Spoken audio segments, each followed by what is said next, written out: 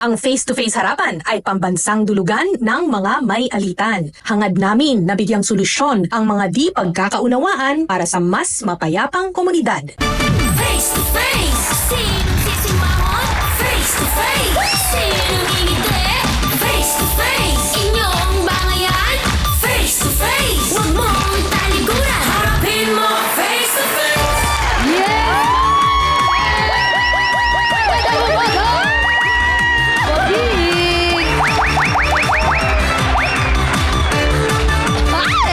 Naku, gamitan ng kaibigan. Bawal yan. Kaya kami sa Team Pula naninindigan. Laban dyan. Tama, Team Pula?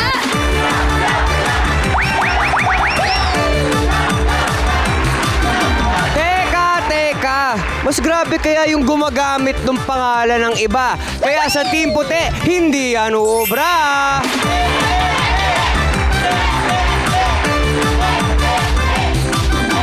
Ito ang programang ipe-flex ang nasa tama at tutulungan bumangon ang mga nagkakamali. Ito ang Face to Face Harapan! Kapag pasaway ka, siguradong may special mention ka mula sa ating harapang tagapayo. Isa sa mga nangungunang eksperto sa batas, Attorney Lorna Capunan.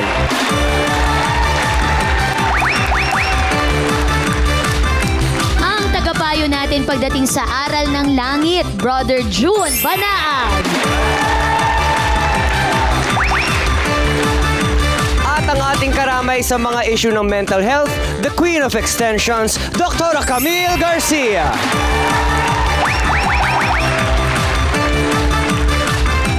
Simula pa lang ang pangalan niya ay kakambal na ng public service. Siya ang nag-iisang ate ng masa. Corina Sanchez Rojas! Ate Corin! Sinong sisimangon? Face to face, sinong ngingiti? Face to face, inyong bangayan? Face to face, huwag mong talikuran, harapin mo face to face. Good morning, everybody! At sa lahat ng ating taga-subaybay sa iba't ibang bahagi ng Pilipinas, magandang umaga po sa inyong lahat. Another day, another problem. Another problem, another solution. O, diba? Yay! O sige, huwag na tayo magpaligoy-ligoy pa. Mag-show na tayo! Sayawan na. Ligoy-ligoy pa. Awagan ng magdama. Drama ng paligoy-ligoy-ligoy. Paligoy-ligoy pa. Ano ba? Ayan! At sino ang nagwagi? Nakita ko na ang ating sausawero, soyawero, ate! Nagulat siya, Ryle. Yeah. Ah, yeah. Drama ng paligoy-ligoy-ligoy. Paligoy-ligoy. Eto na! Taas nga dyan ang kamay ng mahilig mangutang. Oh, umamin kayo. Ay, ayaw umamin. Ayaw umamin. Alam Baka mo, mas marami ate ko ring mahilig maningil. siguro kahit walang utang. Oo, pero alam nyo, ang utang hindi naman masama. Basta ito ay mapapalago ninyo at mababayaran nyo. Right? Okay, kung gagamitin sa tamang paraan. Pero paano kung ginamit ang pangalan mo sa pangungutang? Ay. At ikaw ang naipit sa oras ng singilan. Nako, doble pahirap yon. Wala ka na lang magagawa kundi gigil, singil. Nasaan ka na ba? Kasi nandito na yung kolektor eh. Kailangan mo yung hulog mo. Si Banji, nangutang ng pera dati, ginamit yung pangalan niya. Hanggang ngayon, hindi pa nababayaran. Ikaw naman kasi, dapat hindi mo pinapagamit ang pangalan mo kasi ang hirap ng singilin yun. Kung utang araw ang pag-uusapan, abay, nauuna daw si Banji sa listahan. Totoo naman po, may nangutang si Banji. Nagbabayad naman po siya. Pero hindi lang kasi sapat yung pera na lalabas niya. Utang is life, pagbayad is lifer. Pag sinisingil, bawal magtigil. ang dalawang magkatunggali, Zang at Vanji. Harapan na!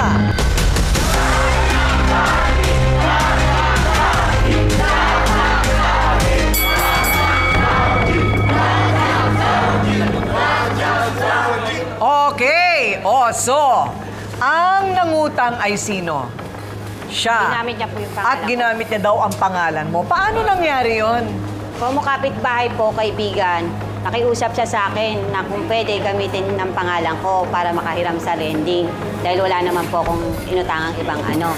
Pumayag po ako kasi kaibigan ko siya. Pagkatapos ganun po ang ginawa niya. Nung singilan na hirap na po akong singilin siya. Nagmamakaawa ko, tulungan mo ko. Kasi Magkano? sa halagang 5,000 po. Oh, Hanggang ngayon, binaon niya sa limot yung utang niya. Di pwede kalimutan yon. Tama ba yun? Binaon mo sa limot. gaano na katagal ito? Mahigit 2 taon na po. Ay, Pero kaibigan ko siya. Kaya, grabe ginawa mo sa akin. Kung alam mo lang, nagdusa ako. Yung puhunan ko sa ihaw-ihaw, sinakripisyo kong ibayad sa inutang mo. Ginamit mo yung pangalan ko. Alam mo ba yon? Kung ayoko masira ang pangalan ko, inabunuhan ko. Pero nung ginawa mo, pinalalabas mo ba na masamang tao ako? Na sinisira ko paninda mo? Ano yung utang? Mababayaran yon! Pero ang chismis mo sa akin, hindi mababayaran yon! Hindi kasi pinapaabot ng 2 taon. Kada kanto po, chinichismis niya po ako. Paano ko po siya mababayaran? Nagulat ako sa boses ni ate. Mas nagulat ako doon. Utang ako sa kanya. Hindi totoo na chinichismis kita. Kung totoo yan, bakit kita tutulungan? Totoo yan. Tinulungan kita. Pagkatapos mo Pumayag magkaya sa akong akin, gamitin mo pero yung pangalan chinichismis ko. mo ako. Pero anong ginawa mo? Chinichismis ako. Wala, di ba? Ang galing mo. Ang galing mo. Tinuring kitang kaibigan. Anong ginawa mo? Ngayon, wala akong tinda dahil inabono ko sa inutang mo. Kapal lang mo ako. Tapos sasabihin mo ako nalinis sa'yo? meron pang gano'n eh. Parang, ano ha? Dapat na sa kanya ginaganon siya. Kasi kung matino kang kausap, dapat tinutoo mo yung sinabi mo, pangako, yung pangako mo. Hindi matagalan. Ang tapang. Tapang-tapang mo eh. May bewang with dance. Mamaya ako pa ulit tutunog. Matakot ka sa kembot ko. Ayan. Okay. So, Vanji, wala nang sasawsaw kasi hindi natin siya marinig, ha?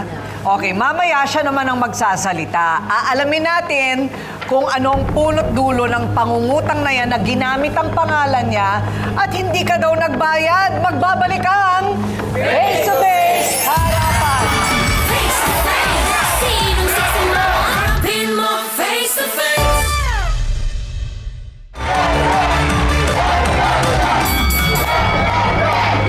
So, ikaw naman ngayon ang magsalita ha, Vanji. Ano ba yon? Bakit naman ginamit mo ang pangalan niya? Sa pangungutang, totoo ba 5,000? Opo. O anong nangyari? Bakit? Nakiusap po ako sa kanya nung time na yon na gagamitin ko po yung pangalan niya dahil gusto ko po sana magtinda din ng almusal at saka mga merienda po. Kaya gumamit po ako ng pangalan niya para pangdagdag puhunan. Ang bait mo kausap. Kaso kayo. po, nung time na yun, nung nagtinda na po ako, gusto ko po sana talaga siya babayaran. Kaso lang po, hindi po mabibili yung paninda ko dahil siya po mismo nauuna na po sa tindahan ko. Sasabihin niya po na, pakuha mo, mamaya na daw yung bayad. Tapos pagkahapon na po, hindi na daw niya babayaran dahil sasabihin niya, ikaltas mo na lang to sa utang mo sa akin. Sasabihin niya ganun. Hindi pa Malamang. po, wala pa pong puhuna, wala pa po yung benta yung ko, kinukuha niya na po. Kinukuha na niya na yung paninda ko. Paano ko po makapagbenta? Hindi totoo At yan. paano po ako makapagbayad Hindi sa totoo kanya? yan. Napakasinungaling mo. Nakiusap po ako talaga sa kanya na magbabayad Sinisisi mo sa akin yun. Ang galing mo. Ikaw na ako. Totoo yun. Hindi totoo yun. Magbabayad ako sa'yo. Hindi totoo yun. Ito pa Sinasabi po, mo. ito pa na po hindi ate ko nauubos rin. ang paninda mo kasi yung utang ko. Ang galing mo kasi yung paninda mo hindi masarap. Paano po? Ang mahal. Yan po ang sinasabi niya lagi. Hindi daw po masarap yung paninda ko. Bakit kung hindi masarap yung paninda ko, panay po niya kuha. Sasabihin niya, Para kahit pa paano at makabawas ka sarap na naman. sarap naman po siya kumain doon pa mismo sa lamesa ng tindahan ko. nga masarap daw po. Bakit kung masarap yung ulam niya, ba't umabot ng 2 taon yung utang? Oo, tama. Magbayad ka. Babayaran naman po sana yung utang. Pero kaso po, Wow, gawang kwento pa. Ang galing mo. Huwag na gumawa ng kwento. Paano siya makakabawi kung inuutang mo din yung paninda? Pag sinisingil kita, matapang ka pa. Anong gagawin ko? Wala akong pambayad. O, di ba tinatarayan mo pa nga ako? Kahit, paano ka hindi tatarayan? Chismis mo ako. Bawat kanto, bawat kanto sa kanto. Hindi na kita kailangan i-chismis. Dahil alam ng mga tao na chismosa ka, chismosa ka. Wow! Ang galing! Chismosa ka. Ang galing-galing mong gumawa ng kwento. Ikaw yan! Ikaw yun! Huwag gawa-gawa kwento, bayad-bayad din pag may time. Ano ba ang ibig sabihin nito? Geng-geng. Ewan? Wala lang. Wala lang, Tingnan mo na, Banji. 2 taon na nga naman. Kailan mo babalak magbayad? Gusto ko po sana talaga siya mabayaran po, Ma'am Corinne. Kaso lang po, hindi po ako makapagbayad dahil yung tinda ko po. Ano na naman? Dadaya mo na naman ako?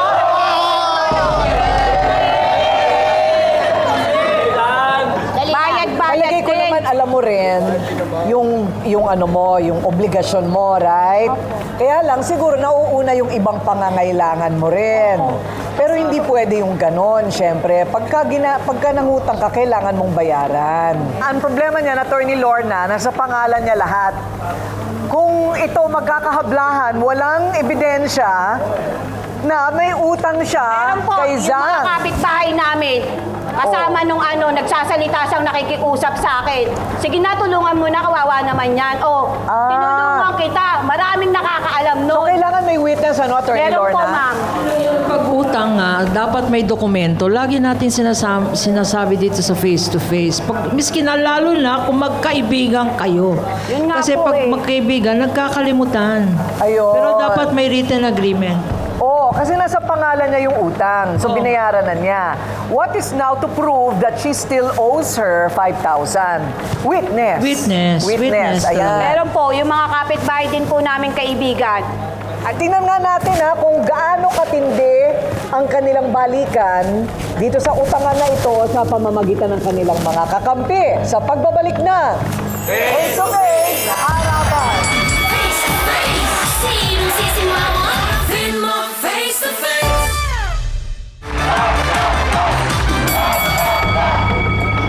Siya ang magpapatunay na dakilang utangera si Vanji. Tawagin na natin ang kakampi ni Zang. Jane, humarap ka na.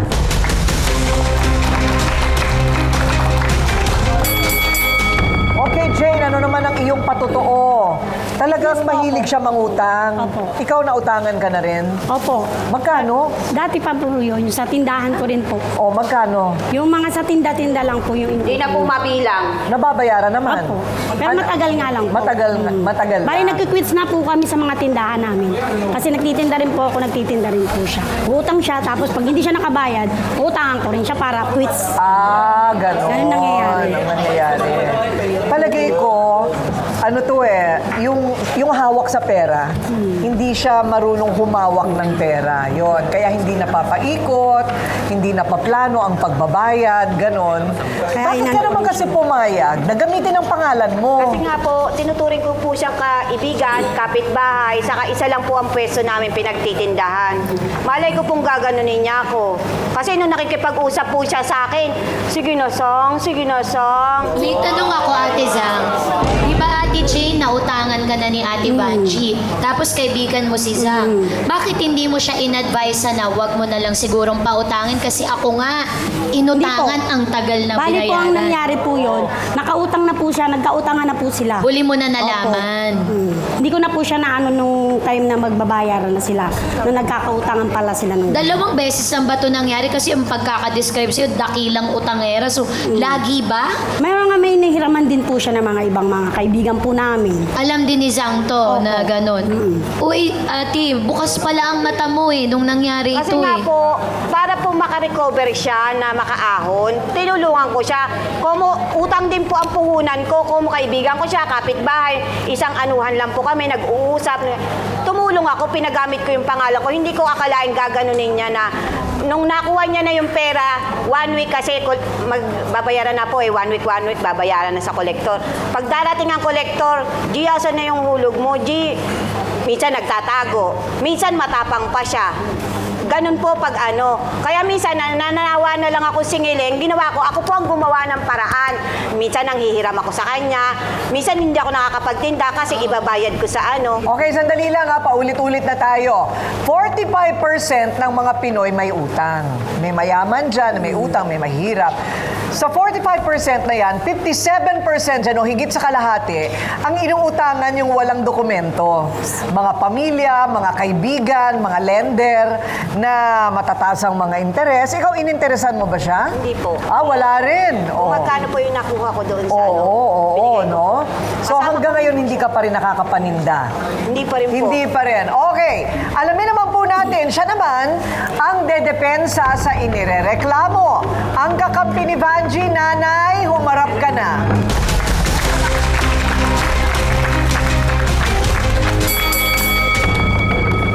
Kayo po bang nanay niya? Opo, kapitbahay ko po. Ah, kapitbahay, pero nanay ang pangalan Opo, mo. tawag. Okay. Ano ba ang pagkakaalam mo sa kanya?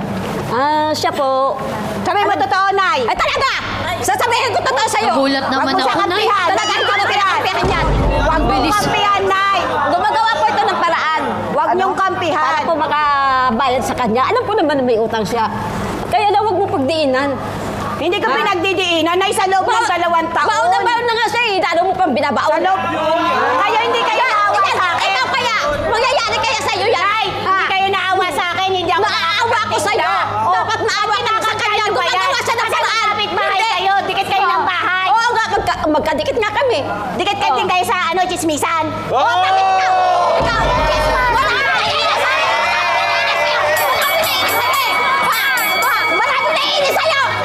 Lalo na mga tambay. Inis na inis sa'yo. Teka lang, Nay. Kalma ka rin. Nay, kalma lang po. Namumula na po kayo. Nay. Ako pa bangongera. Ako pa talaga. Kung bangongera ako, sana nakapagbayad na yan sa akin. Ate Sang, wait lang po. Paano Nay, ka babayaran? hinga muna po, Nay. Namumula na po kayo. Hinga lang po muna. Oo nga, baka Andyan, okay. ano to. Tapos, sige, tuloy mo yan. Paano ka kasi babayaran? Sinisiraan mo yung paninda ni Badike. Oo, yun, Nay. Talaga, sinisiraan mo yan. Marami akong naririnig. Sinisiraan mo Hindi siya. totoo yan. Totoo yun. Yan ang Totoo hindi yun. totoo. Nanay. Gusto mo kasi mangungutang kay Badike ng paninda. Paano siya makakaahon kung utang ka ng utang din ang paninda niya? Oy, binabayaran ko yung Ay, hindi pagdating ng gabi. binabayaran, hindi. Binabayaran. Hindi mo binabayaran. Bakit ako ba lagi ka ba Sabihin, nandun? wala doon ako lagi. Ay, kasi Nagtatambayan nagkikita ko kayo, lagi. kaya lagi ka nandun. Doon. Galing mo, no? Nababayaran ka naman niya. Hindi. Hindi? Ah, okay. Nungaling. Sinungaling. Nungaling. Huwag gawain. Ikaw ang sinungaling. Oo. Kaya po, sinasabi ko na nga lang po, ikaltas mo na yung kinukuha mo. Wala ka sinasabi. Wala ka sinasabi, Banji. Wala ka sinasabi. Dapat kusa mo na yun kasi inuutang mo yun eh, kinakain mo naman. Kasi nga po, pinabayaran ko pagdating ng gabi dahil galit na galit ka. Kasi wala kang puhunan kinabukasan. Lalabas ka kasi pag may tinda siya, lalabas ka, kukuha ka ng paninda niya, sabihin mo. Ay, bakit sinasabi ko? Kasi sinabi ko hindi masarap. Mas bigla akong kukuha sa paninda niya. Ang galing niyo ah. Oo, talaga. Oo, Pagkatapos mo na kumain, sasabihin mo kasi masarap. Magkano na? Nililista mo ba? Magkano na yung utang Hindi niya niya na? po malista kasi wala naman po. Pagdating ng gabi, binabayaran. Teka. Sabi ko po Ano? sana lang po ang maglista para... Hoy, sinungaling ba't ako ang maglilista? Dapat ikaw kasi paninda mo yun eh. Gawa ka lang kwento. Ang galing mo ah. Talaga, 10 piso. 10 piso pangbili sigarilyo. Pangbili ng... Minsan sasabihin... Kasi nga nawalan nga ako ng paninda, di ba? Nakagagawan mo, ang galing mo. Tapos mangingi ako sa'yo ng 10 piso. Kawalan ba sa'yo yun? Kasi yung ginawa mo sa akin. Bakit ka kasi? Pwede mo naman yun eh. Kung tutusin, pwede mo na Ano yung tanong ipabawas mo? eh. Hindi ka Kasi 10 piso. makasingit. Kailangan... Kanina pa ako nakaganito, Nay, tinutulungan niyo po ba si Ate Vanji?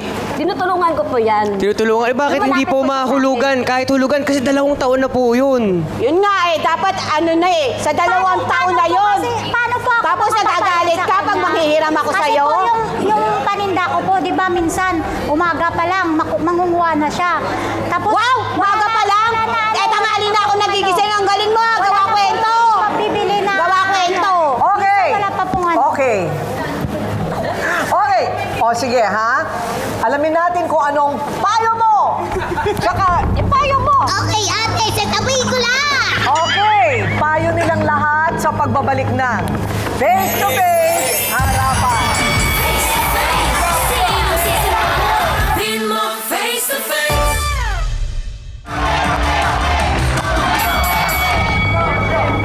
Alam nyo yung ganitong klaseng mga yung ganitong klaseng mga away-away, 2 taon mo nang dala sa dibdib mo, di ba? O, tapos ikaw, hindi ka rin mapalagay kasi alam mo may utang ka din. Tapos nagkakagalit kayo, di pa kayo nade-depress? Nakaka-depress yan, ha? Yung wala kang kabuhayan, wala kang pambayad, tapos nag-aaway pa kayo. Alam nyo ba yung anxiety, yung parang hindi ka makahinga, feeling mo atakin ka na sa puso, di ba? O sige, so bago tong mga sausawera, nakita ko yung TikTok mo, dear. Ano ba, kumusta ka na ba? Tuesday. Ano ba yung TikTok na yun? O. Ito pong particular na TikTok na post is 2 years ago pa po. Ngayon lang po ako nagkalakas loob na pag-usapan. Opo. Totoo ba? So ano ba yan? Yan ay natuntun mo na yung pinanggagalingan. Opo, kasi nagpapagamot na po ako ngayon. Ayan. Parang yun yata ang hindi alam ng tao, na kapag sumusobra na yung lungkot mo na hindi mo na malaman kung saan ang gagaling, kailangan mo na ng tulong at yan ay matutulungan ng gamot. Opo. Hindi ba? Pero yun, gusto ko lang din pong sabihin, tinapos ko po yung post ng may pag-asa kasi po yung pagbabalik loob ko po bukod sa pagbalik loob ko sa Panginoon at yung prayer na sumagip po sa akin, gusto ko pong i-validate yung pakiramdam ng lahat po ng parehas ko rin na hindi mali na nararamdaman o naiisip to paminsan-minsan na valid po yung ganong pakiramdam. Nakikita po namin kayo at gusto ko ding sabihin na dito lang po kayo kasi kailangan pa namin kayo. Ayun. Yun po. Okay. Sobrang nandun ako sa posisyon ngayon ng gratitude o pasasalamat na pwede kong gamitin yung regalo ng Panginoon sa akin na pagsasalita ng maayos para makatulong sa iba na panandalian, makalimutan kong ang mga sarili kong problema ay hindi pala ganoon kabigat. Mas marami pong mga kababayan natin ang mas may kailangan. So salamat din po sa Face to Face. Mabuhay si Tuesday! Pero ito ay hindi dapat ikahiya. Mentras, magagamit pa natin para makatulong sa iba na nag-iisip ng ganon, Tama, Doc Camille? Yes, actually sa Quezon City may sarili sila. So meron talaga pag nag-Google kayo, maggulat kayo, ang daming hotline. Ang problema lang, ayaw niyong subukan na may makausap. Siguro sa akin, natutuwa ako kasi Tuesday sinabi mo yung ganyang klaseng sitwasyon. No one who knows you wants to know a world without you. Kailangan ka, please stay. Importante kasi na makita mo rin na may nagmamahal sa'yo. And nagpapasalamat ako dahil kasi binigyan mo ako ng pagkakataon matulungan ka. Ayun, ang ganda naman. Gadaanin na lang po natin sa ngiti. Ngiti at saka Opo. pagtulong sa At ibang pagtulong tao. sa iba. Yes po. Mas matindi ang mga problema kaysa Tama. sa'yo, di Tama. ba? Okay, sige. Dito muna kay Dr. Love, may binabanggit ba sa Biblia tungkol sa pagpapautang at singilan? Meron ate, Uso Kuring. na ang utangan dati pa. Pati yung responsibilidad ng umutang sa 29th chapter ng Ecclesiastes. Kung bubuksan natin yung Biblia, Ecclesiastes sa Kapitulo 29, tingnan mo ron yung tungkulin ng isang umutang sa pinagkakautangan niya. No? Marapat lamang na kapag umutang tayo ay magbayad tayo. No? Kasi ikaw man na lumagay sa katayuan ng inutangan mo, hindi ka rin matutuwa, di ba? So, ang mahalaga dito, yung kilalanin natin kung ano yung responsibilidad natin sa ating kapwa. Kapag sa nagpautang naman, kapag daw tayo tumulong, wag na nating isumbat. Bayaan na nating ang Diyos ang magbayad sa atin. kung sakaling hindi siya makabayad sa'yo, makukuha naman yan sa magandang usapan. Kung talagang wala siyang ibabayad, ipagpasa Diyos mo na. Kasi mas may biyayang pupunta sa'yo kaysa doon sa punong-puno ng galit ng puso mo, wala kang biyayang makukuha doon. At sa umutang, yung kababaang loob ng paghingi ng paumanhin at ang intensyon na bayaran ng iyong inutang. Thank you, Dr. Love. Attorney Lorna, kung pangalan ko ang ginamit sa utang, pero hindi ako ang nakinabang, may pananagutan pa rin ba ako sa batas? Meron kasi ang tawag doon is usurpation of identity. Pag umutang ka at ginamit mo yung pangalan ng iba, usurpation of authority yon. Estafa nga yun eh. Misrepresentation yun, estafa yun. Kaya lang, kasi dito tayo sa face-to-face, no? Meron namang lesson na learn dito. Unang-una, siguro kasi ganyan, pareho silang business, no? Nagtitinda kayo. Dapat siguro, maging service ng barangay, yung tinatawag na financial literacy. Yung number one, sasabihin na pag may kapital, kailangan pag nangutang, may kasulatan. Dapat sa kasulatan, nandun yung amount, yung interest, kung may interest, kung kailan babayaran, at kung hindi mababayaran, mako-confiscate ang kung may collateral, no? Kung may goods. Kunyari, hindi makabayad ng cash, merong dasyon, pwedeng bayad yung goods sa tindahan, no? Parang gano'n, no? So, and lastly, mahirap yung sasabihin mo, wala kang ginawa ng 2 taon kasi hindi nagbayad. Sa batas, you have a duty to minimize damage to yourself. Ibig sabihin, alam mo hindi nagbabayad ito 2 taon na, hindi mo pwedeng sabihin na, kanya ako ganito, wala akong trabaho kasi hindi ako binabayaran. 2 years yan. 2 years yan na alam mo naman na hindi ka babayaran. Wala kang ginawa. You have the duty to minimize damage to yourself. Yun. Okay, maraming salamat. Alam na natin kung ano ang itutulong natin sa lahat sa kanila sa pagbabalik ng Face to Face Harapan. Face to face, sinong sisimangon? Pin mo face to face.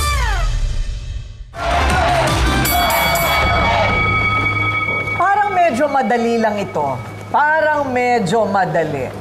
So, kung ibabalik ko na lang sa'yo ang 5,000 piso mo, at yung, sabi niya, imahinasyon lang daw niya yon. Pero sige na nga, bigyan na rin kita ng 2,000 doon sa inutang daw niya.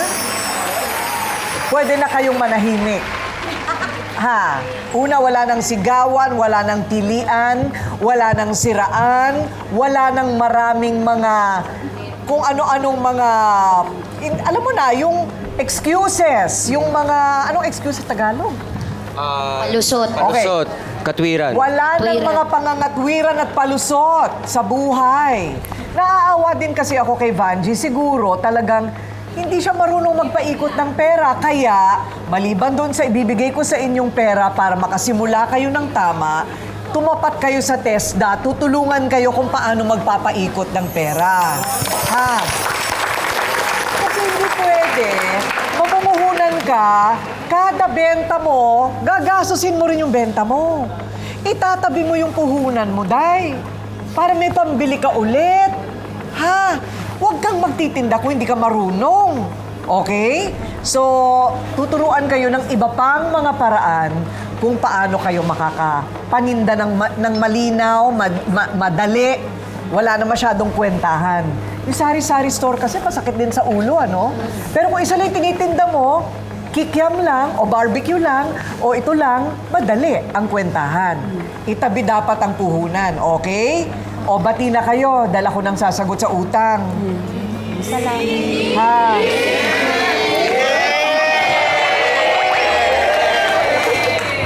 O, ayan na. Ayan!